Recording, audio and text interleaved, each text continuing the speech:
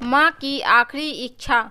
एक बार एक बूढ़ी माँ को उसके बेटे ने एक वृद्ध आश्रम में ले जाकर छोड़ा।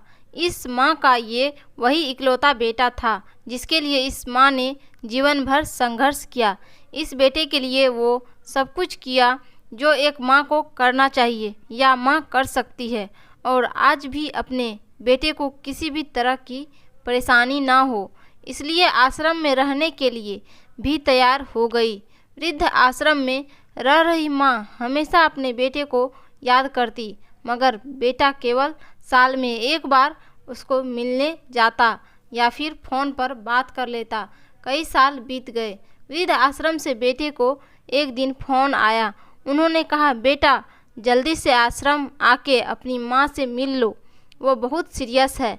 बेटा जब अपनी बीमार माँ के पास पहुँचा तब वह अपनी आखिरी सांसें गिन रही थी। बेटे ने अपनी माँ से उसकी आखिरी इच्छा पूछते हुए कहा, माँ मैं तुम्हारे लिए क्या कर सकता हूँ, बताओ।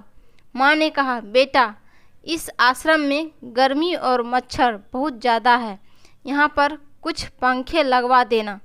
फ्रिज ना होने की वजह से यहाँ पर हम बूढ़ों को कोई बार भूखे पेट ही सोना पड़ता है, क्योंकि किसी ने दिया हुआ खाना खराब होने से नहीं बचा पाते। तो इस आश्रम के लिए एक दो फ्रिज भी खरीद कर दे देना।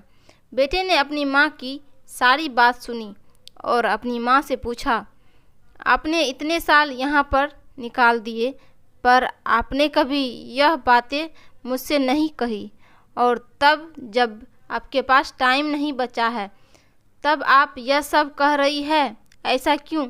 माँ ने बेटे को जवाब देते हुए कहा, बेटा मैंने गर्मी, भूख और पीड़ा सहन कर ली, लेकिन मुझे पता है जब तेरे बच्चे तुझे यहाँ पर छोड़कर जाएंगे तब तू यह सब सहन नहीं कर पाएगा, इसलिए तेरी सुविधा के लिए मैं तुझे यह सब लगाने के लिए कह रही है।